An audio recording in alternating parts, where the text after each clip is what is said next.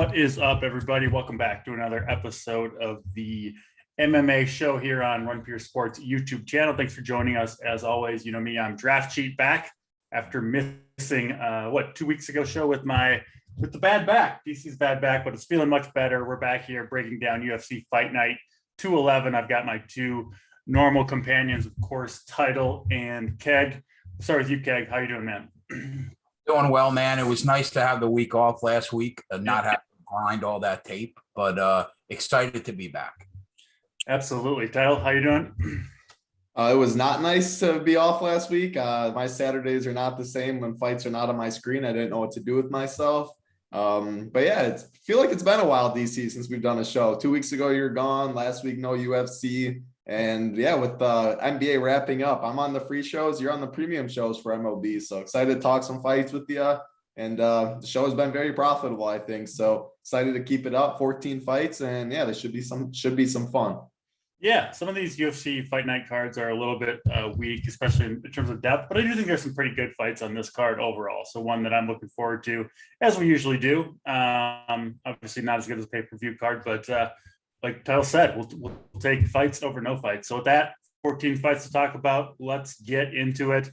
Fight kicks off with the second biggest favorite on the card, Erin Blanchfield, minus 500-ish favorite over JJ Aldridge. We've seen Blanchfield fight a couple times in the UFC so far. Very impressive, dominant victories from her. Looks like she's a very good wrestler who also scores well in DFS, 9,600. I think she might be the most expensive fighter on DraftKings. So expensive for DFS, but a big favorite here. And looks like to me, maybe a dominant wrestling win once again for her. So Keg, let's start with you. Blanchfield, Aldrich. Do you think this minus 500 line is justified here for Blanchfield? Yeah, it's pretty big. She impressed me in her last fight, though. Miranda Maverick is pretty well thought of as a wrestle boxer, and she was basically outclassed for the majority of that fight against Blanchfield, right?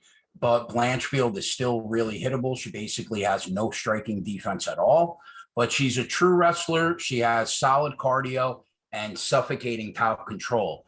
But, you know, she fights JJ Aldridge, who I think she's at elevation right now with Miranda Maverick. So she'll be able to pick the brain of Erin Blanchfield's last opponent every day. But will it be enough? Probably not.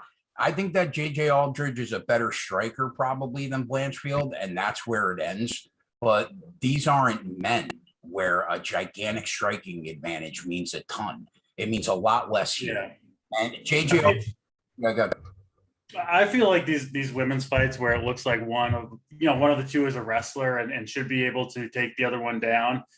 It feels like they almost always end up actually going that way. I think partly because, Keg, like you said, they don't have to be hesitant, right? Getting in for shots because their power isn't there, right? You don't have to fear a knockout like you do with the men for the most part. And so, yeah, I think Blanchfield will control this one. It seems pretty straightforward to me, but go ahead. I didn't mean to cut you off there. No, all good. Aldridge has good takedown defense, but he hasn't really fought any wrestlers. People are going to see that Jillian Robertson win, and they're going to think highly of it because Jillian Robertson's a phenomenal grappler, but she is not great at getting people to the ground. So if she can, you're probably drawn dead. But the odds open Blanchfield minus 275, well, sure. And that was already wide. It's since she's taken a ton of money, $5 favorite now. Listen, I wouldn't tell anybody not to take a shot in a low-level women's MMA fight on a plus 350 dog. Like, I get it if people are going that route. If you're asking me the best chance of cashing a ticket, it's probably Erin Blanchfield by unanimous decision around. Yeah. Aside from that, I don't see much. Yeah, I'm seeing Blanchfield by decision. You can get as like minus 140 at BetMGM. To me, that seems like a pretty solid bet. So that's how I think the fight's going to go. Title, this card for DFS kind of kicks off with one that you're going to have to get right? We're going to see Blanchfield be heavily owned. Has scored very well in her last two fights, which she won. And if this fight goes like I think it's going to go, she's probably going to score again, right? And probably will end up on the optimal. But like I said, very, very expensive. She will be chalky. So a big decision to make. on the first fight of the card, right? So Blanchfield, Aldridge, break it down for us, Title. She was actually going to be lower than you think, DC, and that is because she is 9,600. We do have 14 fights on the card. Like you said, she's the second biggest favorite. We have another huge favorite that's $100 less. Then there's a lot of people in the upper tier that fights are supposed to finish. The main event favorite at 8,600. So she's going to be owned for sure, no doubt. But I think ownership is going to be pretty spread out this week. And you do see that the more fights there are on a card. But at the end of the day, like, I'm all over Erin Blanchfield in this situation. I see some people in chat pulling for the underdog, think the line's a little wide and stuff like that. If you think so, take a shot on Aldridge. I just kind of, like you said, where it's women's MMA and men's MMA, where the striking advantage is Aldridge for sure. But what? Blanchfield's not worried that Aldridge is about to knock her out when she's going it. She'll eat 3 shots to then get a body lock, and then she's going to chain takedowns until Aldridge is on the ground. And we're all over Aldridge, all 3 of us, against Jillian Robertson, I believe, last fight. Aldridge by decision. She was an underdog, clear striking advantage, good takedown defense. Robertson isn't really physically strong, and the fight went just how we thought. She stopped the takedowns, kept it on the feet, and outpointed her. Blanchfield is no joke, though, and she is definitely not Jillian Robertson. What she did to Miranda Maverick was absolutely insane. This girl's only 23 years old, too. Wrestling, legit. Grappling looks legit. She's strong. She uses her takedown, her body weight. How she gets the takedowns is very impressive. She fails on the first 4. I think she gets the 5th at the end of the day. Like, I don't see her striking at range. I think she gets the fight where she wants it. See her past 2 fights so far in the UFC. Against Miranda Maverick, she had 7 takedowns, 12 minutes of control time. And then she had 3 takedowns, 9 minutes of control time, 126 and 115 DK points right there. I think 30%, I think she'll be right around, and that is not very high. So why also that is, man, it's kind of uncomfortable as we get to it, picking some of these dogs. A lot of the favorites look good. Vegas likes a good amount of these favorites. A lot of these fights are supposed to finish, and there's like minus 110 for people that are 8,700, 8,600, stuff like that to finish. So you got to go all the way up, spend 1,000 more for a fight that's supposed to go to decision. I think people are going to look at that, and I'm going to get overweight on Blanchfield because she has finishing upside. And even if it goes to decision, like we've seen, sometimes you like that more than if they do finish. So it's Blanchfield all day. I'm very impressed with her, and she could be holding a belt at the end of the day one of these years because she is special. We really haven't seen like you're on mute, Keg. I saw mute Keg trying to talk, but you're on mute. I wanted to ask you a question because I was talking to a friend of mine about this fight specifically last night for DFS. How popular do you think she's going to be? Is 30% a ton? Because I think she puts a monster number up. She's not going to be as high as what people think is how I'm approaching it. And when we start going and talking about the other fights and stuff, I think you guys will kind of agree with me. She's not going to be as high as Title and I think she should be, right? Like we I mean, she might be the fifth highest owned fighter on the card. Like 4 other fighters higher. And also, I wouldn't be surprised. What a fun way to like start your lineups, right? Being overweight, and she puts up a 120 on the first fight of the night. Have people chase you. A lot of these other fights, I think, can kind of go either way, right? There's a lot of closely lined fights here, like you said, expected to finish. But I think Blanchfield's going to be on the winner. I really do. I know she's expensive. But I can find the savings elsewhere. I really do feel that on this 14 fight card. So I'm with you, Title, and you, Keg. I think Blanchfield puts it on her and off to the races in DFS, hopefully for the 3 of us and people that are going with the Blanchfield route, because you don't want to ever say a free square in DFS, especially in MMA, but this one feels like it might be a little bit kind of in that direction to me, at least. So 3 for 3 on Blanchfield. We expect probably a kind of a dominant wrestling decision win. Maybe she gets the finish either way, probably scores well in DFS. If this fight goes away, all 3 of us think it will. Let's move on to the next fight. Kind of an exciting one here. I'm probably going to butcher these guys' names, so I apologize for that. But Andreas Mikolitas and Rinat Fakhretdinov. Fakhretdinov coming in minus 280 or so. Impressive record for him. First fight in the UFC, but man, overall, what is he? 18-1. I'll admit I don't know that much about him, but seeing a fighter that's favored coming in, you know, with that kind of record, I'm guessing he's got some real skills. So Keg, we'll go back to you. Break this one down for us. The first thing that I was surprised by was Both these guys primarily fight at 185 pounds. Mikolitas has fought at 205, but I think this fight is at 170 pounds. It is, and they both made weight too, to mention, but I was shocked to see that as well. Like, I don't understand. I don't really understand that. You would not know it by watching the kid fight, but to be fair, Mikolitas is a 3-time European kickboxing champion. He was a European jiu-jitsu champion over a decade ago. He looks really good at times, and at other times he looks awful, man. He's fought 3 times for the UFC. His last fight, he didn't have much of a chance against Alex Pereira. He caught a flying knee, dropped him. Before that, he beat KB Villar, which doesn't mean a ton.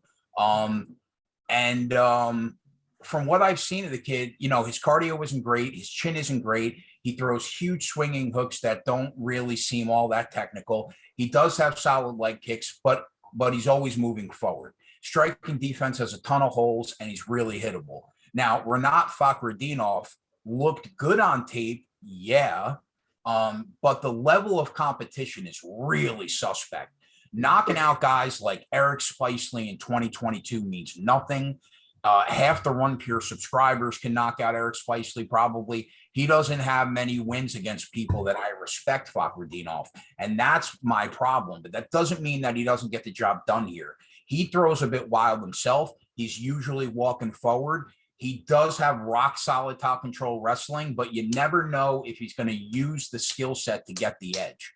So at the end of the day, I think that Rinat Fakhretdinov should be the favorite, but this feels a little too wide based on his level of competition. I have a hard time seeing this fight going the distance. So if you're looking for an angle, I think it's probably the under 2.5 rounds, or fight doesn't go the distance as a parlay piece. Aside from that, I really want no part of the side here because the favorite's a little bit too wide, and I don't feel comfortable laying it. Okay, what kind of fight do you expect here? You expect a stand-up battle? I guess, yeah. Title, would you say?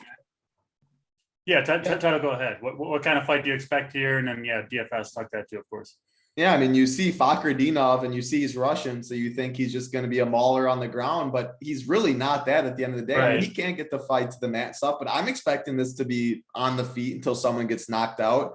And at the end of the day, I mean, 18-1 looks really good. 11 knockouts, 5 submissions, all that. People have been wanting to see him in the UFC for a little bit, but he has fought absolute cans for almost every single one of those fights. This line makes no sense to me at the end of the day. I really do think people see he's Russian, people see he's 18-1, and they just think he's the real deal like some of these guys. And sure, maybe he comes out here, he knocks out Mikolitas. I do agree with Keg. I don't think we see the judges in this one. I think it's a good fight to target in DFS. Both guys have very suspect cardio as well. So someone's going to gas in this fight. The longer it goes, the other guy's probably going to connect. But this line, like almost minus 280, Mikolitas has at least fought in the UFC. His last opponent was against Alex Pereira. We know how good Alex Pereira is. Mikolitas won the first round against Pereira.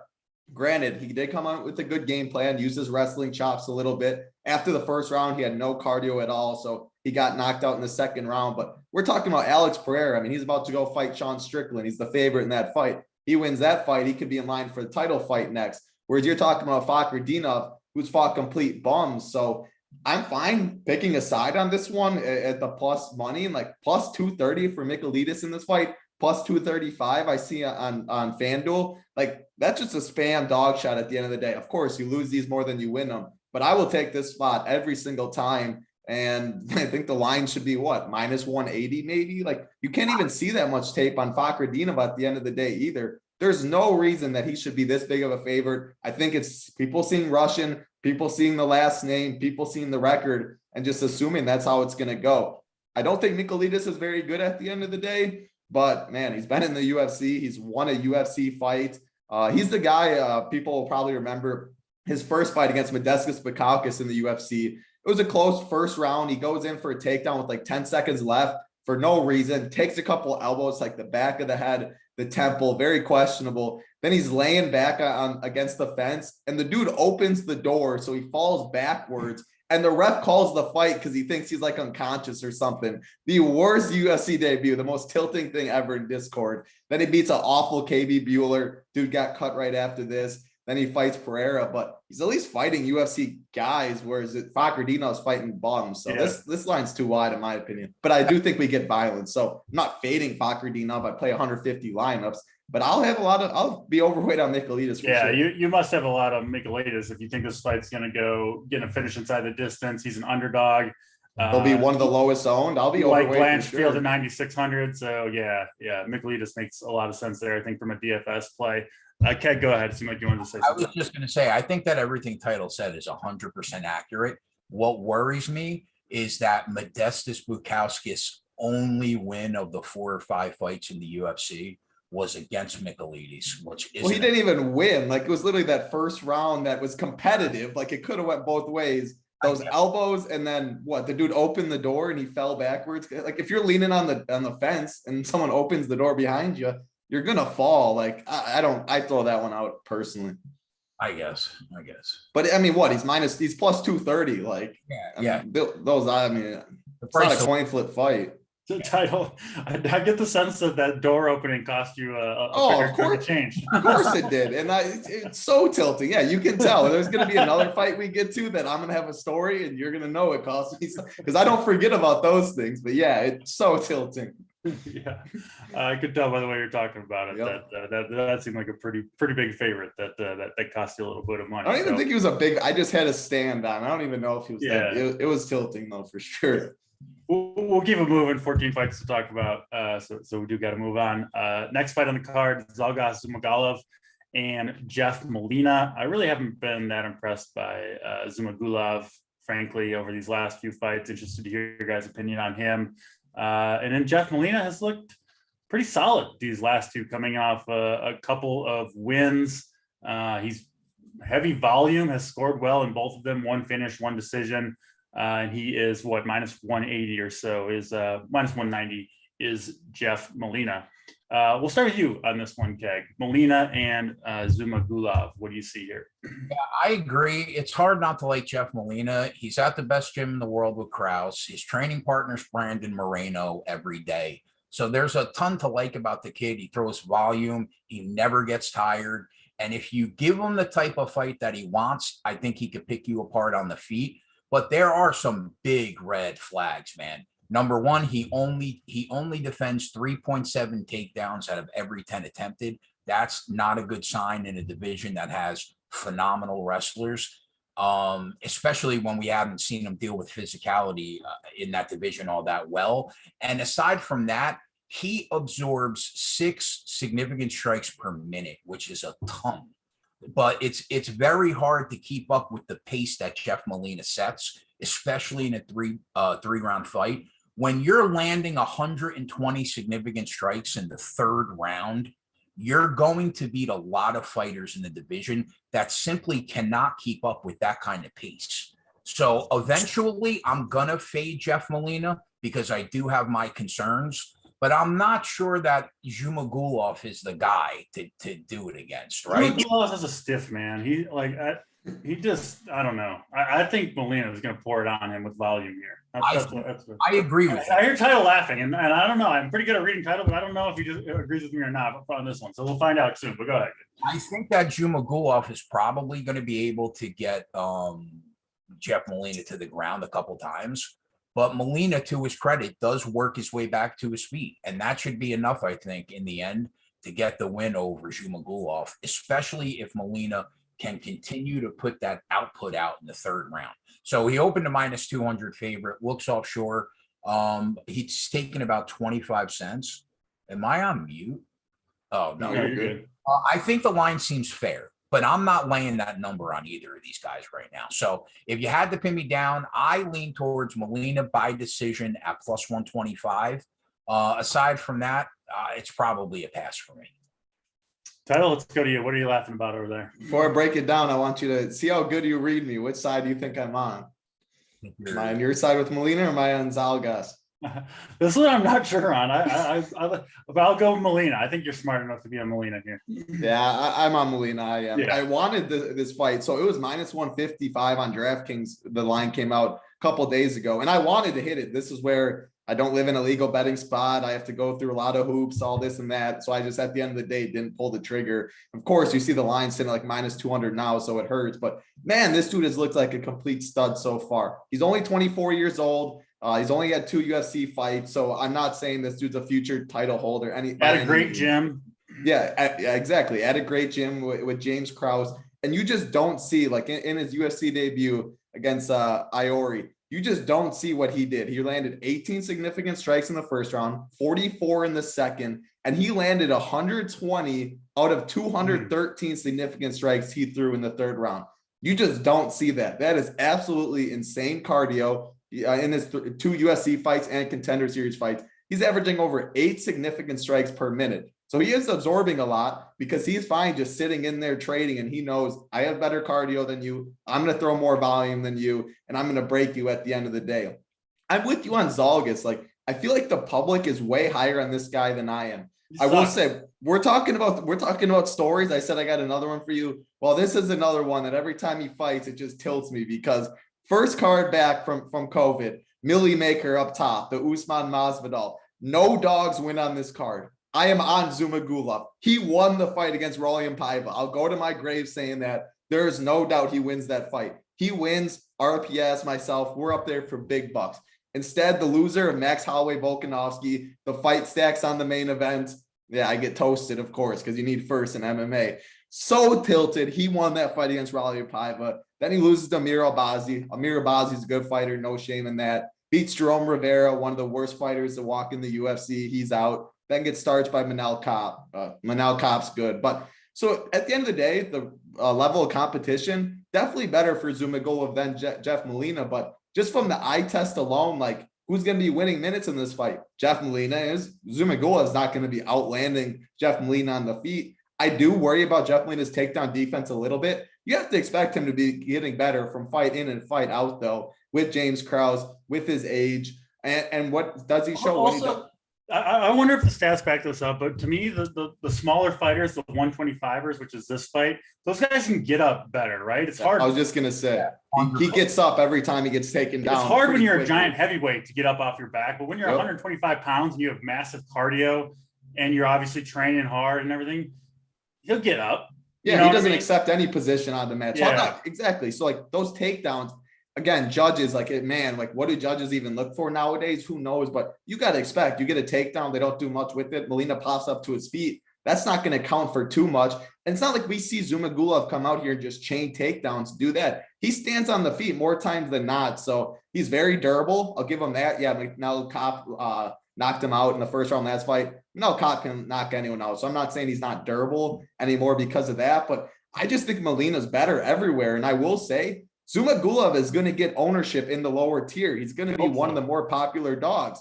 So why not? I'm going to take a shot on Mikolitas. We're going to get to some other guys that will be lower owned that I think have more upside. Zumagulov is not knocking out Jeff Molina, I don't think, or any of that. So, man, like, give me Jeff Molina, and if it goes a decision, he's shown that he can he's going to put up crazy volume for sure. He's not even bad if it hits the net. His grappling is solid himself. So he has a path to a big score, even in a decision, which you love to see for DFS. So Zumagulov is going to get ownership. I'm going to be underweight, and I'm going to get some good Jeff Molina. Gun to your head, you guys think this goes the full 3? I'm going to trust Zumagulov's durability where he doesn't get finished. And it's not like Jeff Molina's, like, I mean, how he'll beat you is if the strikes just keep adding up. Like, he's not going to one knockout shot Zumagulov. I think Zumagulov's face is going to be all fucked up after this one. He's going to take a lot of strikes, in my opinion, from Molina. I think this line should be higher than it is. And there's a saying in baseball, like once you put up a season on the back of the baseball card, you own kind of that like baseline stat that like you could get back to it. I think that's true for MMA in this instance as well, where the volume that he put up in that first fight, right, where he landed 210 strikes, there's just not very many fighters capable of doing that. Like they're just not going to throw that type of volume, even in the best case scenario. Molina did it, right? He throws heavy volume, and I don't see any reason why he can't go with that same heavy volume approach against Zumagulov. So very big on Molina here. Fun 3 fights, frankly, to kick off this card. I'm looking forward to watching these ones. We do got to move on to the next fight, though. Tony Gravely will take on Johnny Munoz Jr. This one, closest fight that we've talked about so far. Gravely sitting around -140. Title, let's start with you. Gravely and Munoz. What do you see? Great fight for DFS. Should be a fun scrap. We got a great wrestler in Tony Gravely. He wrestled D1. He averages 6.676 takedowns per 15 minutes. The striking's actually pretty solid too. The dude, and we love for DraftKings, is someone that will take you down relentlessly, can hold you down a little bit, has a ton of upside. He's only 8,400. Thing is, Johnny Munoz Jr., stud grappler. He's fine fighting off of his back. I feel like the last 3 cards we've had something like this. Melissa Gatto, Tracy Cortez. There was another one that, Jake Hadley against Nascimento, whereas Nascimento actually beat him on top. But I think Gravely can get takedowns whenever he wants them. I mean, he pretty much can take down anybody in the division at any time. He's one of the best wrestlers in the division. And Johnny Munoz is going to accept it because every time he does get taken down, he's going to be looking for a guillotine. He's going to be trying to set up an arm bar. He's going to be doing something off of his back. And he is a legit grappler for sure. So, man, it's like, first of all, for DFS, this is why I play 20 lineups. This is why I play 150, because fights like this, I want both sides of when I know I don't know anything, but I think the winner is going to be on the optimal. I think the winner is going to score well. It's -175 to end inside the distance. If Munoz wins, I think it's going to be by submission. I do not see him winning a decision in this fight, because I think he's going to be fighting off of his back almost the whole time.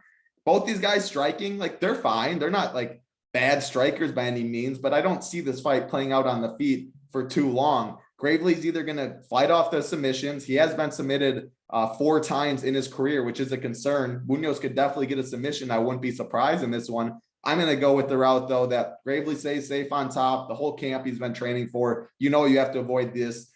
Think he chains takedowns. Think the top control is a lot. He can maybe finish this fight with ground and pound, something like that, connect and finish him. But I think Gravely by decision is the most likely path. And 8,400 for a lot of takedowns and control time. Sign me up for DFS. So I like this fight. Yeah, makes sense to get a piece of this. Keg, it sounds like from Title's breakdown of these fighters that Gravely can essentially choose where this fight takes place. If he wants it to be on the feet, he can do that probably, right, with his great wrestling skills. And then, if that's not working out, he can probably get it to the mat. Obviously, Munoz has the good jiu-jitsu, but I still do in most situations obviously favor the wrestler there, because they've just got to avoid the submission rather than kind of pulling something off. So interested to hear your breakdown, Keg, from what Title's saying. This it seems advantage Gravely. I know he's a slight favorite here, but anytime a fighter can choose and you're not sure who's better on the feet, but they can keep it there if they want, or they can go to the mat, I do like betting on those types of fighters. So, Keg, break it down, Gravely Munoz. Yeah, I agree with a lot of what Title said. This was the one fight that I was actually looking forward to talking to you guys about, because I think it's an incredibly tough fight to call. I think both of these guys could win. I think both have solid striking. Great. Obviously, Gravely has that better top control wrestling and cage control game. And then Johnny Munoz is an absolute stud submission grappler. So I think trying to pick the winner here is really tough. I still haven't really come down on the side yet in this fight. I think that Munoz can win by decision at 4-1. He can win that submission at +300. And if we're being fair, Tony Gravely can win this fight by KO or decision as well. So I think I'm just going to avoid the fight from a betting perspective, because I really do think both of these guys are capable of winning.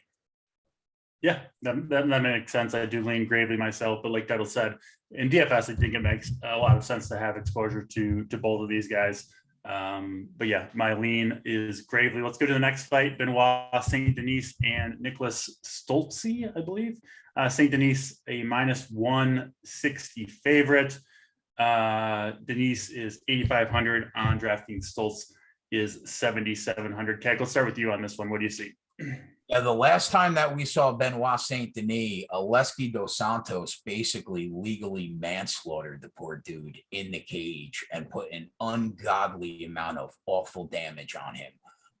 But at least you could say the kid has a chin, right? But even if we're being objective, he came out of that fight a different fighter because it's impossible to take that much damage and not be altered. It was so bad that they immediately pulled the referee from the rest of the card because Dana White was afraid that the dude was going to kill somebody. So in that fight, he absorbed about 10 significant strikes per minute against Dos Santos. And you know, the question remains, is the kid tough or is he a solid fighter? Or does he just know how to take a good ass kicking? Because Benoit Saint Denis, he's a very good grappler. His submission game is legit. He has 8 MMA wins. 7 of them are by submission. On the feet, his striking feels pedestrian to me. He has power, but he doesn't have a ton of technique. But he is really physical. And you know, he likes to pick guys up, slam them down, and then submit them. But the verdict is still out on this kid because that last fight was a really, really hard look. Nicholas Stoltz, he's a big step down in class from Saint Denis' last opponent, Dos Santos. And he's not a very good fighter either, in my opinion, but he seems a little bit more technical, maybe on the feet. He throws punishing calf kicks, doesn't have a ton of power. His cardio seems solid. But this fight seems pretty even to me. But it's hard to bet a guy off a beating like that. It doesn't work out very well. I tried last time with Chris Matino after he took that beating against Sean O'Malley. You guys were smart enough not to be on Chris Matino and we're on Guido Canetti. And what happened? I mean, the next fight, Guido Canetti drops him in the first round because your brain it's not capable of taking that much trauma. So for that reason alone, I'm probably going to stay away from Benoit Saint Denis. The line opened pretty wide offshore, and Stoltz taking some money because that line was a bit crazy. I think he sits in that plus 140 range, Benoit Saint Denis. So I probably won't bet a side. But there are, you know, my lean would be Stoltz by probably plus 140 on the money line or him in the over 1.5 rounds at plus 220. Do I feel great about it? Not really, because he isn't very good. But there's no way I could back the dude that's coming off that beating. Let me ask you a couple questions, Keg. So that was Saint Denis's first loss, the beating that he took in his MMA career. It was also his UFC debut. Pretty tough fighter to face in your debut, no? Yeah, he got thrown to the wolves. Dos Santos is a monster for sure. And typically the UFC does that if they have some respect for you coming in. And Stoltz, the other question, where would you rank him like percentile wise in the division in the UFC? Pretty low, right? Oh, like the very bottom 5% probably, yeah. Right? So I asked those two questions because it seems like maybe the UFC is trying to give Saint Denis a little bit of a cupcake here after he takes that brutal beating. Dana White pulls the referee. I don't know. You go down narrative street with don't take a fighter off a beating, and I'll travel down and maybe I'll pass you the other way because I kind of like the bounce back spot here a little bit for Saint Denis. Title. Break the tie for us, Saint Denis and Stoltz.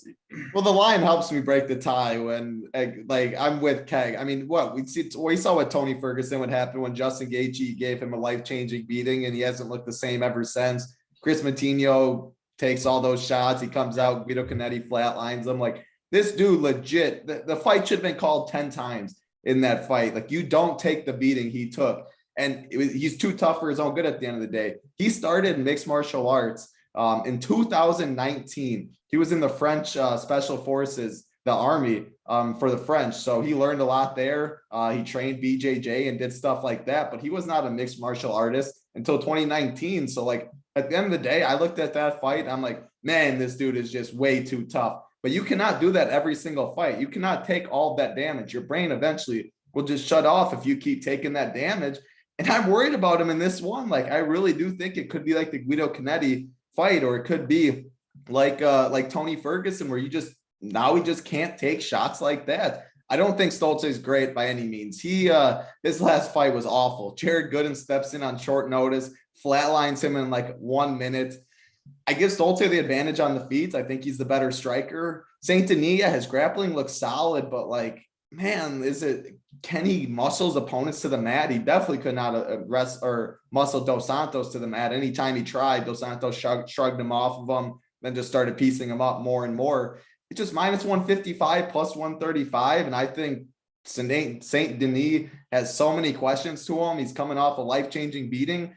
At least Stoltz has not taken a life-changing beating. He's fought Ramazan Ameev. He's fought Jared Gooden, who's not very good anyway. But I think it's a close fight. I'm going to lean the dog in this one because I think it stays on the feet. And I just cannot trust one dude that just took all the damage he did. I think eventually that chin goes. If it gets to the mat, Saint Denis definitely has the advantage. But Stoltz isn't lost on the map by any means. Like, he has 5 of his 12 wins by submission. So I'm going to take the dog in it. It's not the most confident pick. This fight is supposed to end inside the distance though. It is 8,500, 7,700. So I'm going to have some of both these. That's why I play multiple lineups. They're in the mid tier, but I'm going to pick the dog. The biggest thing I took away from that is that apparently France has special forces in their military. I didn't even know they had a military to begin with. Listen, if this man was a former Navy SEAL, I might be in, but the France special forces not convincing me. So maybe I'm jumping ship with you guys now that I learned that. Learn something new every day. There you go. Bad joke by me there. We'll move on. Next fight on the card is Daniel Argeta and Damon Jackson. This is the biggest favorite on the card is Jackson. He's sitting around minus 600 to minus 700. I see 600 over at BetMGM is the best option on our friend's best fight odds. Keg, back to you for this one. Is line justified? Tell us about Damon Jackson and Daniel Argeta. Yeah, very surprising that this fight's happening. I mean, Daniel Argeta literally fought a 5-round title fight in LFA on May 6th. He won an LFA title against Diego Silva, and now he goes to the UFC and he jumps a weight class to fight a killer like Damon Jackson. I mean, that feels like really weird to me. I think Damon Jackson is better than this kid probably everywhere. He's a way better striker. He's better takedowns. He's got great top control. He's really active when he's in full guard. I don't see Damon Jackson losing this fight against a kid that has a ton going against him. I mean, he's the biggest favorite on the card, so trying to find an angle is going to be very hard to get on Damon Jackson, especially because he could win in a bunch of ways. Now, 75% of his wins come by way of submission. Yeah. So that's probably the most likely outcome here, but they are making you pay for it. The best number I see is about even money for him to win by submission. Is not great. I would be looking towards Damon Jackson by submission and either say, I'm going to take him by submission in round 1 and in round 2, or I'm going to take him by submission in round 2 and round 3 at nice plus money. I really don't see another way to get on this fight if you like Damon Jackson here. So aside from that, I don't see a ton. I think this kid's not bad. But man, it's a lot to ask for to fight a 5-round fight 30 days ago, go up a weight class and fight Damon Jackson. I think that's a tall order. So I think Damon Jackson rolls. Yeah, makes sense. Title from a DFS perspective, I think the question here is, can Jackson get that submission, right? Most likely and finish this fight. He doesn't throw a lot of strikes when he's got the control. Typically, he does search for the submissions, which obviously, if you're not able to get that, could potentially hold your DFS score back because you're not accumulating those points. You do obviously get the control time if the fight does go that way. But interested to hear you break it down, Title, and then compare Jackson and Blanchfield. Yeah, Blanchfield, I think, is obviously kind of a big decision. Listen, you can play both, but whoever scores more between those, I could see one of the two ending up on the optimal, because it is hard to get to both fighters. So that is going to be a decision. I assume you'll have exposure to both, but who do you like better? And then obviously, break down the fight in general. Well, the ownership is where it makes it easy for me in GPPs. Damon Jackson is going to be one of the highest owned fighters on this card. And the big difference where you look at it, $100 less, than Blanchfield. People like targeting the men's fights a little more than the women's, and that's because you look at the inside the distance odds, it's minus 200, whereas Blanchfield's is plus 165. So right there, you get a little cheaper, you get a bigger favorite as well. Like the ownership, maybe Jackson's 50%, Blanchfield's 30, something around there. So makes a big difference. Yeah, that's a huge difference. So I mean, right there, I just lean Blanchfield a little more in GPPs. But at the end of the day, like Damon Jackson's a really good fighter. He was a minus 400 favorite over Derek Minner, who just pulled out of this fight like last week or 2 weeks ago. That's why Argeta got the call to the UFC. Awful debut. But you got to assume Dana's like, you take this fight for me, you're going to be in the UFC for a little bit, and you'll get a couple fights for us and then show what you're doing. So at the end of the day, if you're Argeta, how do you say no to that? But yeah, I think he gets beat wherever this fight goes and eventually gets finished. So I'm not going to bet this fight or have any betting leans. You can listen to Keg on that one. DFS, yeah, I'll definitely have some Jackson, but with the ownership discount and stuff, I think I lean Blanchfield. Let's go. I'm with you. Blanchfield over Jackson for DFS for me as well. Next fight on the card is Joe Solecki and Alex De Silva. Solecki coming in minus 170 favorite or so. Title will go back to you for this one, and I do need to step away from the computer for just a second, so I'll be back in a minute. Absolutely, you get your stretch on, DC. I can throw it over to Keg after, but yeah, this is an interesting fight. This is another one where the line opened completely different. Solecki on the offshore books opened minus 240. Alex De Silva at plus 205. Solecki has really good grappling. He doesn't throw too much volume on the feet, but when the fight gets to the mat, he is dangerous and he looks to take your back. And when he does, he definitely probably submits you. He has 7 of his 11 wins by submission. As far as Alex De Silva, we don't see him fight very often, which is one of the big knocks on him. He has good striking on the feet. I think it's going to be De Silva all day. He also has good wrestling too. When he gets the fight on the mat, I'm impressed with his wrestling. He can control his opponents, but is he going to try and take down Joe Solecki in this fight and risk the chance of being submitted or Solecki reversing you? And if Solecki then reverses him, takes his back or gets on top, he's going to be in a world of trouble for the rest of the round. So he has the striking advantage. I'm curious, Keg, because this is one of the fights that was the hardest for me to break down. I was waiting for you.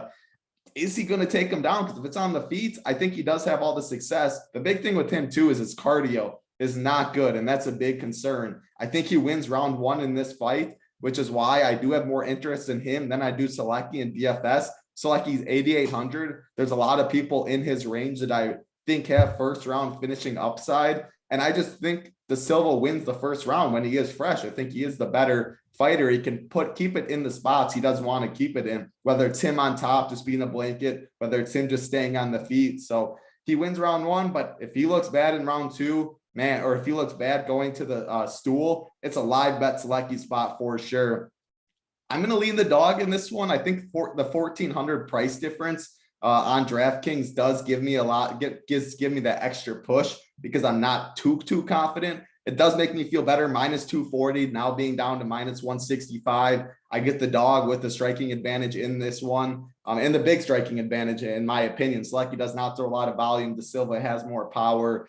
I'm wondering, Keg, when we throw it to you, is De Silva going to try and use his wrestling? Because I think his wrestling is solid. But again, do you want to go to the mat with Joe Solecki? I'm not sure about that one. I pretty much agree with everything you said. And I'll be honest, going into the fight tape, I thought I was going to be on Solecki, but I liked what I saw from De Silva. You know, his fight with Brad Riddell, he lost that fight, but he did not look bad to me. It's not easy. Round 1, but then again after that, what are you going to do? Fair, but it's not easy to get a guy like Brad Riddell down to the mat multiple times in a round. Like that tells me if you can get Brad Riddell down to the ground, you should be able to get Joe Solecki to the ground early and probably keep him there if you want to, right? Listen, Joe Solecki, solid wrestler that has very good top control wrestling. But aside from that, yeah, he's got a submission game. But aside from that, I don't see much I love. His striking doesn't impress me really. He lost to Jared Gordon last time out. Before that, he beats Jim Miller. But what was concerning in that Miller fight was how easily Miller took him to the ground fight.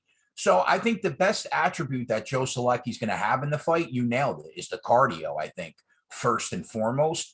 And after that, you know, he's a solid submission grappler, but I worry about him giving up takedowns because that's what the Silva wants to do since he joined the UFC. He wants to use his wrestling game and control you. I don't think he is a great striker, but I definitely think he's better than Joe Solecki for sure. So with all that said, he was game for 15 minutes against a very tough fighter in Brad Riddell. So I think there is a foundation for this guy to improve and become a real fighter, definitely. And looking at the prices, he opened offshore as a plus 205 underdog, I think, which was crazy. It's gotten closer in the legal market. I like taking the shot on the dog here title in that plus 145 range. And here's how I think you back yourself up with a very small Solecki round 3 submission hedge at 16-1. Because if the kid does really tire himself out and he has nothing left going into the 3rd round, I think Solecki is probably going to submit him. So I think you just back yourself up with a sprinkle there at 16-1 and you shoot your shot with the plus 145 dog here. I will say the last thing on this fight is we haven't seen De Silva. His last fight against Brad Riddell 1 year and 8 months ago. Before that, he took another year off as well. He's only 26 years old, though. So he was, I mean, fighting Brad Riddell, what is that? He's late 24 years old or something like that. That is insane to fight one. I mean, Brad Riddell's a complete stud at the end of the day. So you got to hope he's been training. I mean, these are the unknowns of the stuff that we don't have inside information from. We don't know if he's in the gym every day working, if he's getting better and stuff. But, man, you got to hope he is. And if that's the case, now 26, he's made improvements after a year and 8 months. Hopefully he's got the cardio checked out. If he comes like that, and if he's been grinding and he comes his best self, I think he wins this fight and should be the favorite. So yeah, you got to take a shot on the dog, and I'm glad you're on the same page, Kay. Yeah, love it on the dog. De Silva's the better athlete here. You guys would agree with that? Yes. Yeah. Okay. Yeah. I mean, I like this. I like this angle. I like that small dog. I like those plus 150s. So yeah, I'm in on De Silva as well. Let's move on to the next fight. Very high level women's MMA fight here between two fighters who are 0-8 combined in their last. Kolkevich rather has lost 5 in a row in the UFC, and Herrig has lost 3. In terms of the betting odds here, pretty much even. Herrig a slight favorite. Can't say I'm super looking forward to this one, Keg, but it is a fight that we do need to talk about, at least briefly. So we'll throw it to you. Go ahead. I mean, this. I mean, she's lost. Karolina Kowalkiewicz lost 5 in a row, right? She's looked awful doing it too. But we have. What's the record for most fights lost in the UFC in a row? Consecutively, I'm not sure. It can't be much more than 5. But we have to at least say those 5 people were Jesse Andrade, Michelle Waterson, Alexa Grasso, Yan Jiaonan, and Jessica Penne, right? So if we're being fair, this is a legitimate step down in class for her. But what worries me is how bad that she has looked in these fights. She's been injured. She's tapped out. She's been knocked out. So I just don't see the motivation for her to want to fight anymore, because she's literally looked like she does not want to get hit in the face anymore. And then on the other side of the cage, Felice Herrig is selling foot fetish photos on OnlyFans. I mean, what are we talking about? Like this man, those are great photos. Don't shame me. So we're supposed to pick a winner. Now, the last win that Karolina Kowalkiewicz had 6 fights ago was against Felice Herrig in 2018. She won a split decision in that fight. It was pretty close, but what was alarming is that Felice Herrig struggled to get Karolina Kowalkiewicz to the ground. She tried a half dozen times and she couldn't get one takedown. So Herrig's been dealing with injuries. We haven't seen her in 2 years. If she can get the fight to the ground, she will cruise. If she can't get this fight to the ground, I think this is going to be another split decision. I'm not putting my money on either of these chicks, but I'll shoot my shot with split decision at plus 400. Yes. If Herrick doesn't get the fight to the ground, I think you cash that ticket. We're back. Split decision keg bets are my favorite keg bets. I didn't get to do. Did they end up hitting? I think because I wasn't on One the of show 2 three. weeks ago. You got 1 of 3. Which is enough. We made a couple units. Okay, that's all that matters. I'm gonna ride with the split decision bet every chance I get because it's just fun to root for, especially in the women's MMA fights.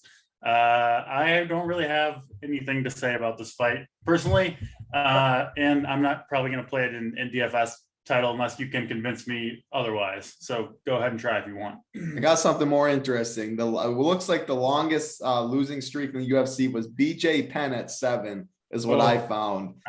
True legend too, man. Yeah, that was all to end. Yeah, after that, it was his last 7 fights. Unfortunately, before that was a tough stretch to watch for BJ Penn. I do remember that. I mean, he was fighting killers. She's on a historic run right now, Title. She's only got 2 more losses to go. Yeah, I mean, he was fighting killers. But back to this fight. Yeah, I mean, what needs to be said? Like, I ain't playing this fight unless Keg. So you think Herrick could come out here, give us 3 takedowns, not 10 minutes of control time? I think that first of all, if she can get her to the ground, Karolina Kowalkiewicz has proven she will be there until the bell rings. Yeah, they both suck. My only worry is that in 2018, Herrick tried to get her down 6 times. She went 0-6. That's my only worry. But yeah, I do think that she could have a potentially huge score if she can get her to the ground. Yeah. Well, Keg might have just, because this was a full fight fade for me for sure before this, like the easiest. I hardly even looked at tape. I'm like plus 200 go to decision. Both these girls well past their prime. But yeah, now that Keg says that, maybe I switch my fade to underweight for Felice Herrig and go that way. Because I mean, man, she's 8,300, 7,900. I thought this fight was going to stay on the feet more than likely for 15 minutes. But if she has that path to victory, again, you probably take this more than I did. Maybe I do switch Herrick to underweight, because if she did put up, now that we're talking about this specifically and stuff too, if she did put up those 3 takedowns, 10 minutes of control time, she would definitely be optimal at 8,300, and I'd be kicking myself now. So I think you did just talk me into a little. I'm not going to have a much Herrick, that is for sure. But again, that's why I play 20 lineups. Now I'm maybe going to get 10% Herrick or something like that. She's not going to be high owned, and we know how much control time and that means. So DC, I see that we did lose him. He probably will be back, but yeah, I'm not going to pick a winner. I'm not going to give any advice for betting, but I think my fade of Herrick is going to go to an underweight tag just so I can get a little. DC, looks like you are back though, and that is enough of that fight. I don't think we need to talk about it anymore.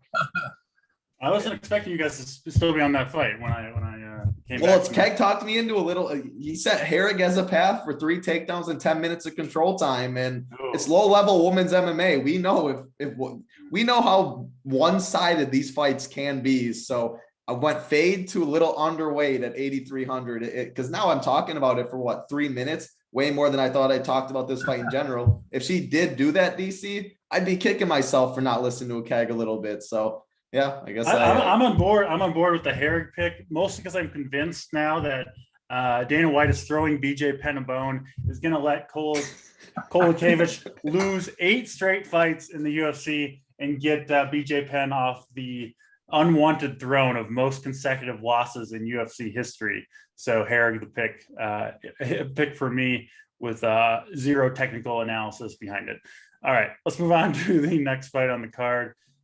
Much better fight here. Alonzo Menefield going to take on newcomer Askar Nazarov, I believe. This fight, I think, fairly closely lined. It is Menefield. I believe that is the favorite. Yeah, minus 250. Not that close, rather. Menefield minus 250. He's obviously got power in the hands. But interesting fight here, taking on the newcomer. Let's go back to you, Keg. Break it down for us. So this fight has some really weird circumstances surrounding it. Like Nazarov may have fake fights that padded his record. Yeah, I saw that. It's this guy. And he also took a few dives early in his career for money. Plus, fought under 3 different names. So I thought that they would cancel the fight, but Dana White's a savage. So they probably won't. So all that information like came out after the fight was signed or something. yeah, like a couple of days ago, like media. What is the days. story? Like, what did some like reporter on like dig into it and uncover it, or you'd think the UFC would know? I think it was Tapology or Sherdog started digging into his record. Well, they went to you would go to a different site, and each site had a different record. So people are like, "What's going on?" And then I guess last promotion, like they said he fought, and it looks like that those fights never happened. No one knows at the end of the day. There's probably just one like rogue person who's like, "What's going on here?" And they start digging into it, and then it's like that's the internet, you know. So you can't just keep going down the rabbit hole and eventually you find something. Exactly. I think I saw a tweet that said his last 7 wins have come from people with a combined record of 8-25 or something like that. So immediately my first thought is, fuck this guy. I won't have any money on him. I don't care if he sleeps Menefield in 8 seconds because we have no idea what's true and what's an outright lie. What's unfortunate is I'm not very high on Alonzo Menefield. And if I had any confidence that this could actually go 15 minutes, I guess I would have a bet on Menefield by unanimous decision at plus 1,200. The issue is there's probably a better chance that this fight goes under 2.5 minutes than it probably goes the whole 15. So can we bet the fight at all? I'm not a huge Menefield guy, but my leans would be Menefield round 1 knockout plus 165, or using the under 1.5 rounds as a parlay piece. And I say again, I don't feel great about it because I'm not high on Menefield, but this guy might be a complete joke. I mean, Ron Burgundy might show up. I don't know what we're going to see tomorrow from this dude. So I guess Menefield first round KO. That would be my lean. Yeah, I mean, that makes sense with Menefield. I think that's a way you want to bet. I'll say this, Title, from a DFS perspective, on a 14 fight card, what percentage of cards over the last couple months have had a fight canceled post lock? More than I hope. Half? Half of what? Fight? No, like 4 or 5. Okay. More, it's a lot in the past couple months have made up for almost all of them, so it feels like that. Sure. This fight has to be the most likely one to be canceled. For sure. If there's one to bet on, this is the one. With this guy's shady background, like, but you can't ignore it. It's minus 900 to finish. Like you can't play that. It also means it's going to be. It also means it's going to be massively popular. Yeah, I hear you, but man, listen, if he has that much shady shit about in his background that was only just uncovered, there's obviously more stuff. And eventually you can turn over the rock that's like, okay, he can't actually fight in the UFC because of this or that, right? My worry is like we put like Menefield in the lineups, right? And they pull this fight at the last second. That's exactly what I'm saying. Yeah, we're drawn dead before you. I mean, what's Menefield's going to be on 30% plus? Higher than that. I mean, he's gonna like. He might take out 40% of the field when Nazarov turns out he murdered somebody 10 years ago or something. It easily could. I hear you, man. I really.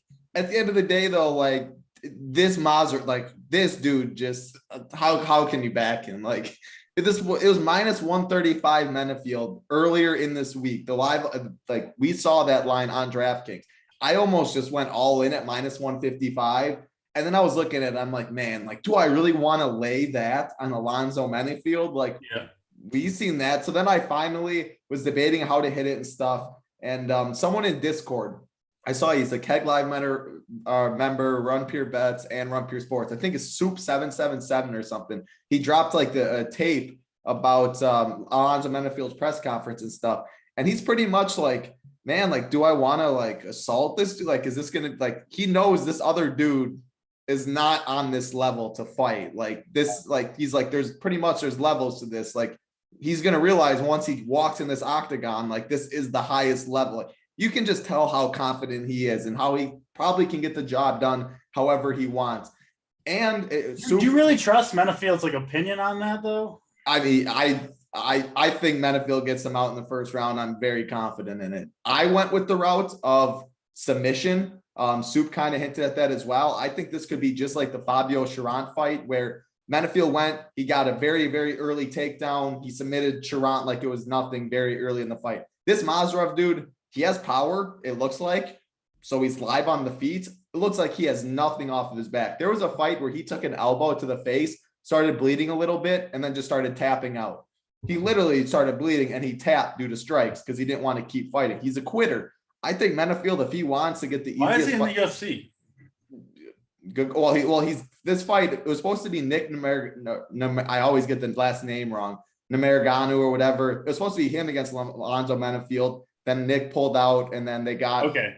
But still, why this guy? Good question. I don't know. He looks like a scary dude. You could see in some pictures, like in the past, he was obviously probably on roids and stuff, but he shouldn't be in the UFC is what I'm saying, how I'm approaching this fight.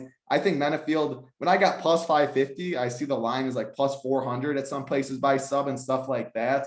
But man, if he wants to get the easiest path to victory, he gets a takedown right away. He gets to the back, he does anything, and this guy taps out right away. So I took that approach. If you're getting a minus 250 guy at plus 550 to win a certain way in a fight that's going to end, I thought there was value on that line. So I threw some money on it, but the guy looks like a complete bum. I don't know what else to say. I didn't even think about the submission as a possibility.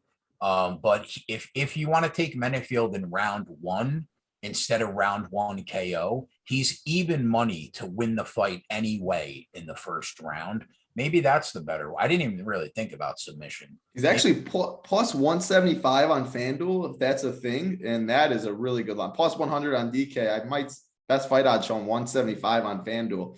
I definitely would like that number. But I wanted it even more, plus 550. I'm like, the dude's finishing it. Soup budged me a little bit, but I saw him do it against Chiron, who's way better than I think this guy is. So I'm like, all right, there's a chance. Under a half round is like plus 300. You think it goes under 2.5 minutes? I mean, I would not be like, again, there's so many unknowns with this guy. Watch him come out and just starch Menefield right away and just end it that way. But he does have power. And I think Menefield will know the easiest path can be a takedown and a sub. And I think that happens more than 5 times out of 1 if this fight happens that much. So I took the sub prop, but I'll have a ton in DFS. And I'm still debating what to do with the other dude. Like, you don't see minus 900s that don't go to decision. You just don't see that at the end of the day. What is he? Plus 240 to end inside of the distance, this Nazarov guy is. So do I get some? Because if he wins, he's going to break the slate. I don't know. I'm still deciding that. I mean, you guys are talking about this like Menefield should be like minus 1,000.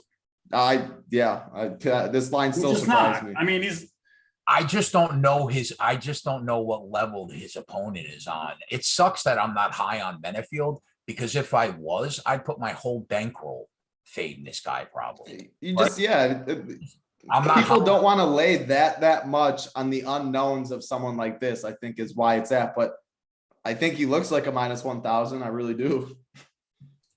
All right. I'm torn on this one. It's a lot of breakdown for a fight that's not going to happen as much. You're debating the other dude? You're debating on taking a stab at the other dude? No, I'll tell you, DC is going to he's going to fade the fight. I'm fading this fight because it's going to get canceled. And then I'm going to jump to the top. And you're going to have another bad beat story for us next week, Title, about how you should have won, but your fight got canceled. And no, I actually did. I did get the job done and got the Q last time. So there's no bad beat story. Nobody runs worse than Title. Yeah, we know that. I got my Q. Don't worry about that. I'm good now. All right, that's Menefield. Nazarov, don't shoot the messenger tomorrow when that fight is off the board and 50% of your lineups are dust. Let's go to the next fight on the card. It is Zaruk Adashev and Odi Osborne. It is, I believe, Osborne that is the slight favorite here. Minus 190, minus 210 more than the slight favorite. We'll go back to you, Keg. Osborne, Adashev, what do you see? Zaruk Adashev, he's only had 7 fights in his pro career, and half of them I think have been in the UFC, and he's 4-3. The first thing that stands out to me is there's a huge reach difference. Odi Osborne has an 8-inch reach advantage, which is pretty substantial here, considering that Zaruk Adashev, he's pretty one-dimensional. I mean, he doesn't do much aside from strike, right? So he stood there and did absolutely nothing against Sumaderji and lost a convincing unanimous decision. And I thought for sure it was going to be his last fight for the promotion, but I was wrong. They bring him back against Ryan Benoit, and he looked really solid. He threw way more volume in that fight. He got a nice decision win against a guy in Ryan Benoit that's faced and beaten pretty solid competition. So I think at the very best, you have no idea which version is going to walk into the cage tomorrow. Now, Osborne comes in off the win against CJ Vergara.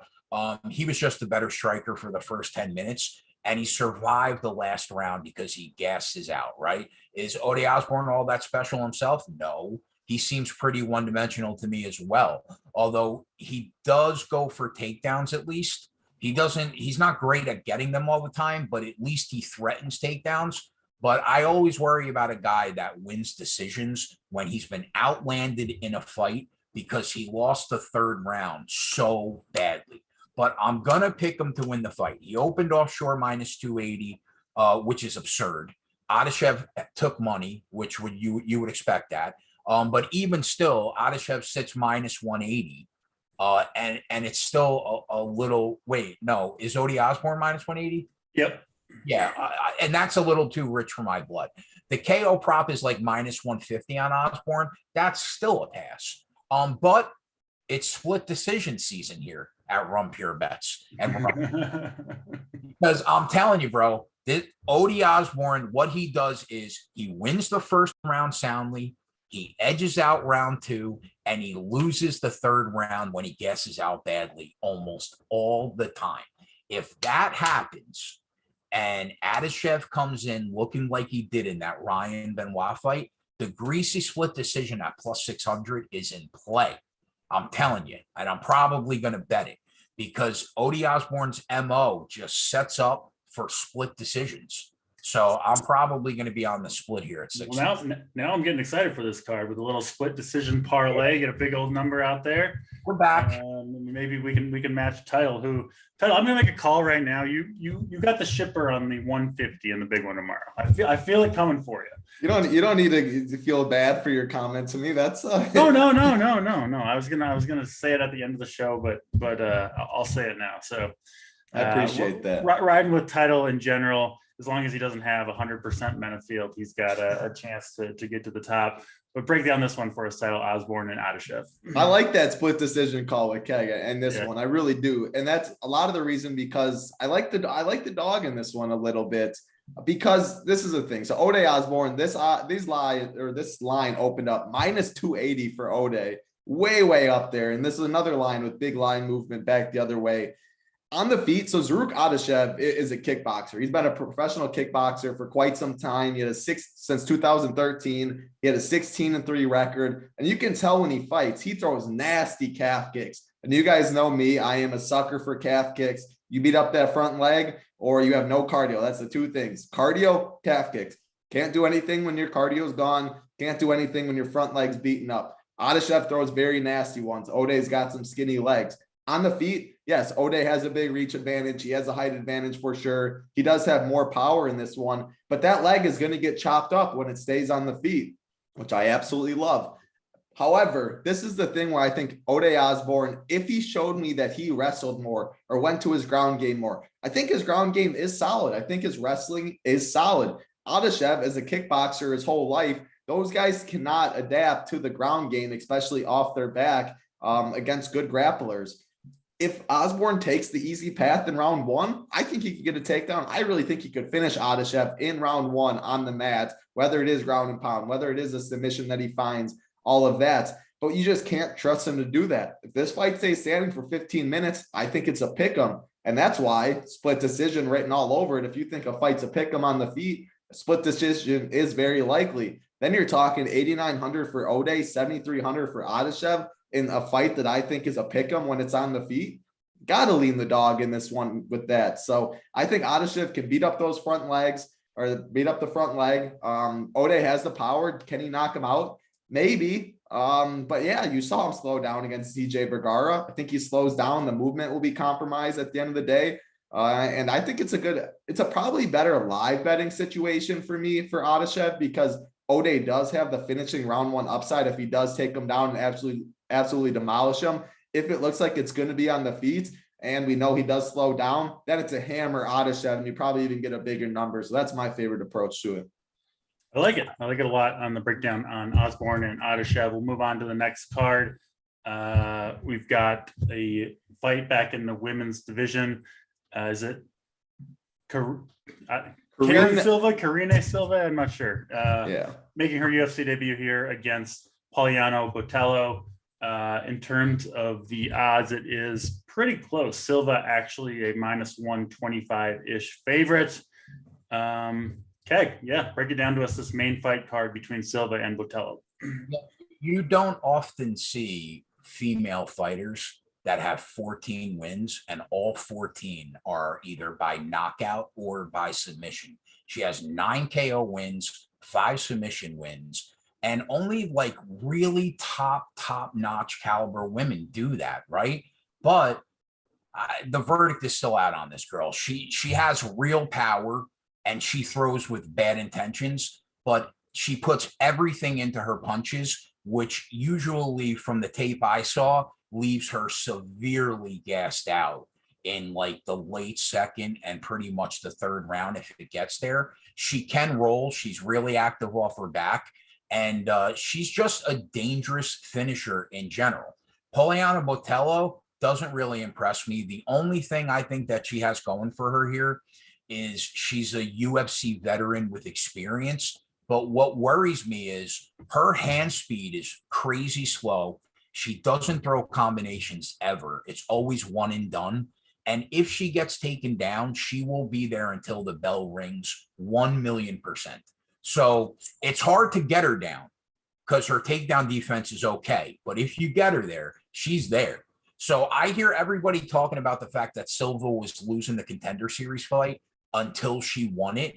But she was also fighting a little Chinese Tonka truck beast that probably beats Botello herself if she was in the UFC. So if this fight's on the feet for a couple rounds, I think that Silva can find the button. But my biggest worry is her level of competition has been so bad. So it feels like Silva can control the fight everywhere to me, even though she's coming in off the Contender Series.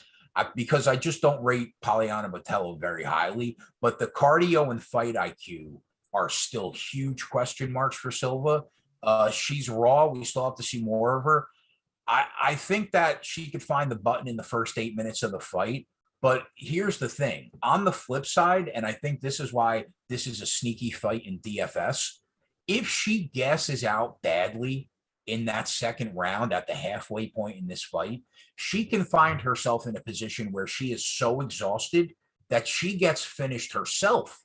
So the fight feels like it should go the distance because it's 2 low-level women, but I think it's a sneaky fight where it could potentially get the finish. So she opened minus 190, Silva. That's crazy. Now she's down to minus 125. That makes way more sense to me because Poliana's a known quantity at least, right? I lean Silva here, but I do think that there's a path for both fighters to end the fight based on what Silva's gas tank does, basically.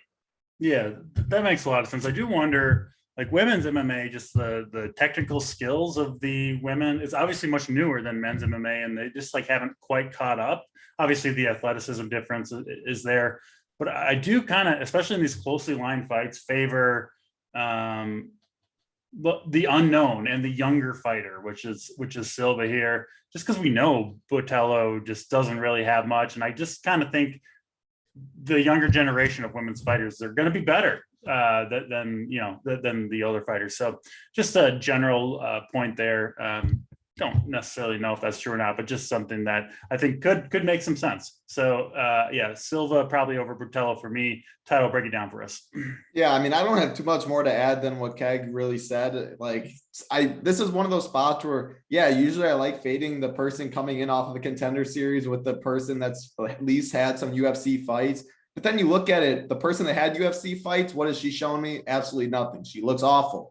What is the girl on Contender Series showing me? Well, if you finish every fight you do walk into that you win, I'm impressed at the end of the day. Yes, she has fought some cans for sure, but it's minus 125. This line is, it's 8,200, 8K. And when Keg said this could be a sneaky fight for DFS, it's plus 110 to finish inside the distance. So absolutely, usually something like this would be what you'd see plus 180, plus 190 and stuff like that. This is the bookmakers saying both these girls look to have cardio problems. The longer this fight goes, which cardio is less. And like we say, when your cardio is gone, you quit. And especially at low level MMA, I mean, we saw Amanda Nunes quit when she was gassed to live to fight another day. What do you think one of these girls are going to do getting paid 10,000 for this fight? Probably even more, less than that, but who knows what it is. You know what I'm saying? Like, are they really going to try and fight that extra 4 minutes to try and survive when they have no cardio left in them? Probably not. So I think either girl can get the finish. But I think Silva could get the finish in round 1, round 2, round 3. Like, Silva can do it because she throws with power. She's a physically stronger person. She gets this fight on the mat. Her ground game looks decent. Keg saying, yeah, the Contender Series, where she was losing it till she won it. Man, that she fought a grown ass man at the end of the day. Like, we see Rummy and chat talking about it. Grown ass man. Silva fought a man or less fight. Absolutely. Like Carnelosi 2.0. So yeah, I think she would beat this chick right now, Botello. So I'm on the Silva side too, 80 through 200. Definitely has some upside there. And yeah, I did want to mention too, because I saw someone in chat, back to the guy Menefield's fighting DC. He said, Alex made a good point. Didn't he copy McGregor's tattoos? This guy called himself the Ukrainian Conor McGregor. And if you look at his tattoos, people call him out for copying the tattoos. He pretty much copied what it looks like Conor McGregor and thinks he is Conor McGregor. So just another, the story just keeps going with this guy, and it gets funnier and funnier. And then like Bloody Elbow puts out a tweet that says something like, we can neither confirm nor deny if anybody calls this guy the whatever. Yeah, the Ukrainian Conor. No one calls him that. He claims people calls him that because he thinks that's what he wants to be known by. So yeah, this dude, it just gets. Listen, man, I can relate. People have been calling me the American Conor McGregor for years now. So yeah, there you go. You three are in the same boat now. You can't, you don't choose your own nickname. Sometimes people just look at you and they see the American Conor McGregor. So usually they used to say I'm the Mike Trout of the world, but now they say I'm the Shohei Ohtani. That's what they call me now. There we go. So that's Silva Botello. Sounds like kind of 3 for 3 leaning Silva there. Sounds like you'll have some exposure there in DFS title. I'm sure you're not going crazy with that fight, but yeah, Silva Botello. We'll move on to the next fight, back to the men's division. Michael Trizano is a minus 230-ish favorite over Lucas Almeida, making his UFC debut, or did he fight on? Is he a Contender Series guy as well? Anyway, 12-1 for Almeida, so impressive record, but is coming off a loss. So yeah, Trizano and Almeida. Title, we'll start with you on this one. Break it down for us. Yeah, so Almeida's 13-1. He did fight in the Contender Series. He lost that fight, and then he had to come out. Dana White said, "Go to another promotion, get a win, and we'll look to sign you." That's what happened. So he is making his UFC debut as well. I mean, he looks solid.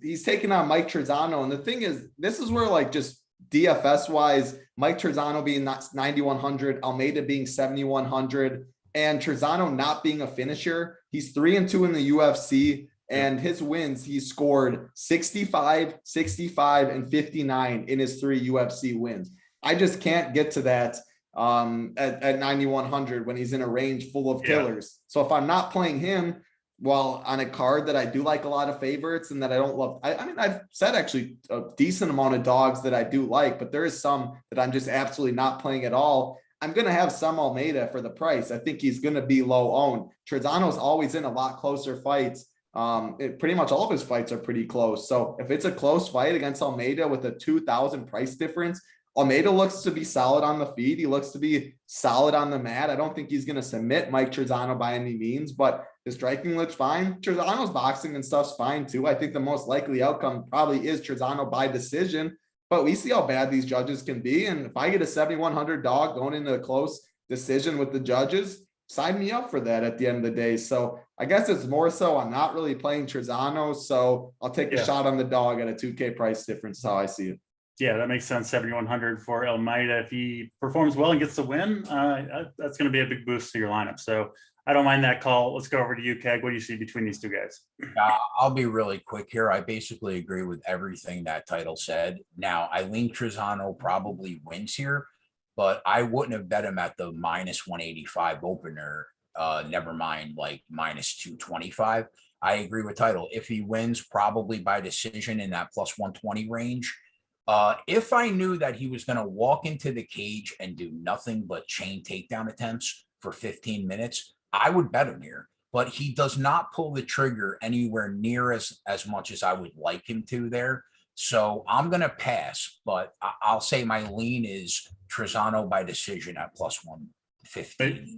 Makes sense. Let's move on to the co-main event and the main event, last two fights on the card. We have another pretty big favorite here in Movsar Evloev, minus 400-ish, all the way up to minus 480 on FanDuel. Obviously, take the 400 if you're betting it, against Dan Ige. Ige, obviously, a long-time veteran. You kind of know what to expect from him. Frankly, you kind of know what to expect from both of these fighters. Evloev coming off 5 straight UFC wins, all of which went the distance, all 3 rounds, 5 decision wins. Scored well for DFS in 2 of them, including a 138 last time out, but 3 of them were a little bit underwhelming. Obviously, based on the line of this fight, I think most people are expecting another decision win for Evloev. It seems pretty straightforward to me. Keg, let's start with you, Evloev and Dan Ige. What do you see? I've been looking forward to this fight more than any other fight on the because I agree. It's the best fight on the card, I think, too. I want to know how good Movsar Evloev really is. I like this kid a lot, okay? But the first thing that stuck out to me is what has he done in his career to be a minus 425 favorite against a fighter that's as game as Dan Ige and that has at least been in there with some of the toughest dudes and has some wins against some really good guys. Now, Evloev has looked good since entering the UFC, but his resume is super thin. He's going to do what he always does, try to work the takedown, which he'll probably get a few. But Dan Ige, to me, is a way better striker. He's great in scrambles, and he's way more tested and proven against a solid fighter. So you have to take stands in MMA, and you have to bet numbers, not fighters, even when you think you're going to go down. And if I go down on a fighter like Dan Ige at plus 320, I'm perfectly fine with taking an L like that because over the long run, you're probably going to be on the right side of advantage plays. Can Ige lose? Yeah, he definitely could. But at these odds, I'm going to pay to see it. Yeah, I mean, of course, anybody can lose, and at plus 320, he's likely to lose. He doesn't need to win this fight half the time. He needs to win it much less than that for your bet to be a winner in the long run. Obviously, you know that, but just kind of pointing it out. I think that makes sense. I mean, Evloev's been really good. I'm not 100% sold on him like I am some other fighters of his ilk. Interested to hear your thoughts on these two guys, though. Title, go ahead. Yeah, I mean, the line opened up at minus 200, just keeps getting steam. And I think a lot of the reason this fight's he's got so much steam, the line's where it's at, is people are looking at the Korean Zombie fight against Dan Ige 2 fights ago, where Korean Zombie put on his wrestling shoes, put on his grappling shoes, and Dan Ige had nothing to offer. And you look at Korean Zombie, he doesn't do that to too many people. He stays on the feet, and Dan Ige could not get off of his back. What's he going to do with Movsar Evloev chaining takedowns for 15 minutes? I think much of the same thing. Of course, he's a minus 400 favorite, plus 300. Like, I get what Keg's saying for sure. On the feet, it's definitely Dan Ige. I think Evloev's striking is better than what people give him credit for, but you don't want to be standing with Dan Ige in this one. I don't think he does. So he's 15-0. We always talk about it, DC, the Russian wrestlers, they just get the job done most of the time. And I think he gets the job done this time. So I'll have some in DFS because we did see that 138 he put up last fight. He does have that upside, but I lean Blanchfield. I like Damon Jackson more. I like Alonzo Menefield more. So how much do I get? I don't know, but it's hard to go against the undefeated Russian wrestlers for me. It can be a problem in my game, a hole in my game, maybe. I don't know. It's just how I approach MMA. Those are good guys to bet on. The one thing I would say, you mentioned that fight against the Korean Zombie where he got obviously taken down repeatedly. But one major difference, you said it yourself, that was a surprise to people, right? And probably a surprise to Ige himself, which potentially reveals a hole in his game that he's had a while to fix now. And now he definitely will not be taken by surprise by someone trying to wrestle him, right? Whereas maybe he was before, and you training for a one fight, right? All camp, you're training for the stand-up battle against a Korean zombie, and then he surprises you. And maybe that's a poor strategic camp decision, but it does seem like that is fairly likely what happened there.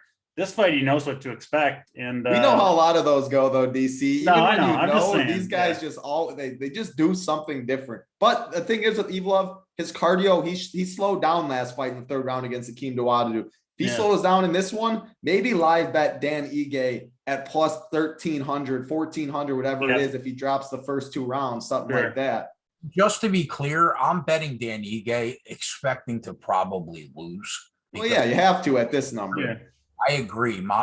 He does have a huge wrestling advantage, but what do you think of Keg, like just waiting a round or waiting 2 rounds? Or do you think I mean, I don't mind. Listen, Dan Ige, he's pretty stout when it comes to cardio. He's going to be there the whole 15. So if you think that Evloev is going to slow down, I mean, I don't mind like a Dan Ige round 3 knockout sprinkle. Like it's got to be like 40 to 1 or something crazy. Probably. Yeah, that's how I'd approach it if I personally. Yeah, I'm jumping on the Ige upset here with Keg officially as the pick. Of course, hard to get those right, but when you do, it pays off more. And I do like that. You know, maybe Ige finished this one late, can get some big numbers. You obviously see Evloev highly owned, I assume, in DFS title. It's going to be obviously the main event, Blanchfield, Jackson, and Evloev. I think that carry most ownership. You're not going to be able to play all of them necessarily, but I do think you'll see a lot of people end up on. It's a good card for DFS for sure. Yeah, I'm excited about this one. Should be a lot of fun. Let's talk about the main event: 2 heavyweights, Aleksandar Volkov and Rozenstruik. We know kind of what to expect from these two strikers. Volkov going to have. Well, I don't know the official. I can look it up here. The official height of Rozenstruik says 5 inches, but it's more than 5. Yeah, Rozenstruik is not 6'2". No, I was gonna say I don't think he's a legit 6'2". It seems like a 6 foot guy to me. That's what I said in the playbook. He's 6 foot. Okay. I didn't read that yet, but it's not out yet. It'll be out soon. But yeah, I expect a standing battle between these two. Certainly from Rozenstruik. I don't think he's really even tries to train wrestling. Maybe you guys can correct me if I'm wrong there. Volkov, I'm a little worried he'll kind of puss out and try to get this thing to the mat, but you don't think so? Totally, yeah, good. I don't think he'll be able to, really, to be honest. Rozenstruik, his takedown defense has improved, and it uses cardio when you try and do that. Yeah. So Rozenstruik, he's kind of a kill or be killed type of fighter. Obviously had the fight with Blades but you know Curtis Blades, what he's going to do. He's fought some tough dudes though. Ngannou, Cyril Gane, and he is like a former world champion kickboxer. Is Rozenstruik, I think. Like he was like 75-8 or something. Yeah, like crazy credentials, and has faced the toughest of the tough guys. And if we think this is going to be a stand-up battle, I know Volkov has the reach advantage and the height advantage, but I think this fight might kind of fit into Rozenstruik's style of fighting. So I kind of like him to pull off this upset, sitting plus 135 on DraftKings.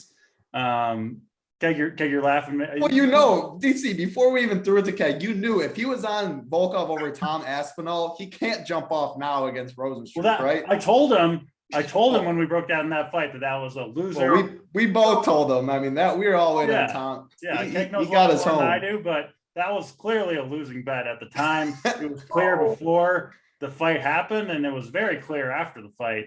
So we were sitting there, DC, at Big T's, and now we were just hooping out, licking our chops.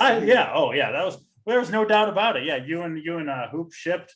I think you both shared a portion of the. I don't know if that was a million maker, but whatever it was, a good chunk of change.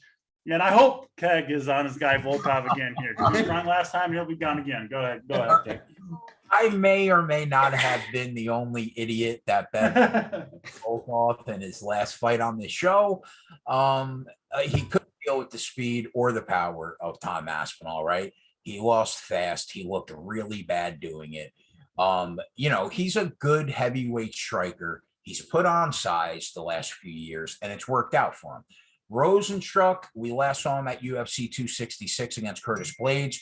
He was taken down repeatedly, and Blades just cruised. That fight has nothing to do with this one, though. Nothing at all. Listen, theoretically, does Rozenstruik have the game to beat Aleksandar Volkov? Of course he does. His hands are fast enough. His cardio is good enough. And if he brought the fight to Volkov, he would knock him out like that. The problem is he does not throw his hands in the cage. He lands 2.5 significant strikes per minute. That is about 12.5 per round. So in a 5-round fight, he may or may not land 60 strikes. That's not enough for me to feel comfortable backing this guy anymore. Yeah, but look at his face. Blades, okay, that fight, you're just on his back the whole time. He can't do anything. He knocks out Sakai in the first round. Don't remind me of that one. Another bad beat story. Then the fight, okay, Cyril Gane has incredible striking defense, right? Some of the best footwork of any heavyweight fighter in the UFC. He tried to throw his hand. He didn't even throw his because hand. you can't against Cyril Gane. He's too elusive. I will say the Sakai on Keg's side, he literally landed like 5 strikes until he connected on that one, which is why I was so tilted. But Keg he doesn't throw anything. He is right. But when he does land, right, what happens? I've lost too much money back in this guy and being so tilted watching him not throw his hands. So I can't do it anymore. I'm tapping out of Rozenstruik. I don't know. So you're back on your guy Volkov? I can only look apparently glorified Stefan Struve. Stefan Struve. Aleksandar Volkov fights. I'm in a bad way on this show. Listen, everybody's going to take a knockout prop on Rozenstruik, or they're going to take the decision prop probably on Volkov, right? But I'm done being frustrated with his lack of volume. So I'm an idiot. I'm right back on the Volkov train, right there. The money line is low enough where I don't really care, or the decision prop at plus 165. That would be the way I would look, because I'm telling you, man, if you have money on Rozenstruik and you're in round 4 and he's landed 16 strikes total in the fight, you're going to be tilted, because it happens all the time. Well, I'll tell you what won't be tilting is when Rozenstruik KOs him in the first round. And that'll be a glorious for us Rozenstruik backers. It's the right side. It was the right side with Aspinall. It'll be the right side in the first round of this one. Not being convinced otherwise. Title, go ahead and try, but it's not going to work. My pick in the playbook was also Rozenstruik. Yes, thank you. I mean, I don't love it at all. But you look at Volkov, like, he's not the same Volkov what he was. The 2 fights ago, Marcin Tybura. That's also why we went all in on Aspinall. I thought he was a complete stud, and he is. But the Marcin Tybura fight, Volkov looked so bad. He was tired. All he did was try and control him on the cage. He tried to take his time. He won a unanimous decision, looked awful, though. Tom Aspinall, Volkov might as well not even showed up to that fight. I don't know what he did, but he was getting beat up wherever the fight took place. Out of there in the first round. Aspinall's a stud, but you would at least think Jairzinho would have put up a better fight than that. I think Volkov just isn't the same Volkov as what we have seen. I mean, he's 34-10. Like, dude's been fighting forever. As far as Jairzinho, he doesn't throw anything. It's the most annoying thing there is. One thing that helped me make a push to get on the Jairzinho side as a dog, Jonathan Nelson said in chat, but he tweeted out a picture. He said, "We're going tree chopping." You know what that means? Nasty, nasty calf kicks and low kicks. And he throws nasty, nasty kicks. Set those up, start breaking down his movement, getting the leg. Maybe he moves forward a little bit. This is exactly the matchup Rozenstruik needs. A big oaf of a giant target. You can just tee off on him and land his strikes. Yeah, we're gonna see the best of Rozenstruik here. I mean, and when he lands, you said what? Show next weekend, I'm going to be so happy. You did get the Jan one. Absolutely. If Volkov loses for you on this one, Keg, I don't know what you got to do. I'm off the train. I'm off the Volkov Great night. But yeah, it's not the most, as far as DFS, third week in a row, I think I'm going to say I'm going to be underweight on this fight for DFS wise, because 8,600 Volkov, don't love that. I think decision's his path. Jairzinho, could he get a first round knockout? Of course. Could he get second, third, all that? But if it goes past the second round, he's not going to score well, regardless if he gets a knockout, because he doesn't throw volume. I wish he got to the third round last time. I was winning all the money, and then he lands, and another bad beat story. Won't go down that route. Oh, yes. Plus 140, Jairzinho, DC, might as well. I'm going to take the knockout probably. He's not winning decision in this fight. No, and I don't see Volkov taking him down. Jairzinho's takedown defense has been good. And Volkov, he's going to get tired if he does that. He hasn't shown the best cardio. So I got you. I'm on your side, DC. That's one thing we should tell the people. Do not bet Rozenstruik at all on the money line. It's KO or bust at plus 200. Definitely. Yeah. Plus 210 on FanDuel, Rozenstruik, TKO/KO. Easiest bet on the card. You can take that one. You can spend the money and know that you're going to get it back tomorrow on the DC lock of the week. That and Menefield and Dude not walking to actually fight. Those two. That one I'm hoping for. This one I know. Rozenstruik KO. Mark it down. That'll do it for us. An hour and 40 minutes breaking down a fun UFC card. Once again, Keg with an outstanding performance and completely blows it on the last heavyweight title fight. It's becoming a habit, but we'll get back on board on the next card. So it should be fun. Hope you guys enjoyed the show. Please hit the like, hit the subscribe, join us at Run Pure Sports if you want to get in on the winners on UFC and of course every other sport. Keg's live betting show. Profitable all the time as long as you aren't tailing him on Mr. Aleksandar Volkov, and that'll do it. For Keg, I'm DC. We'll check you next time. Good luck, everybody. Later.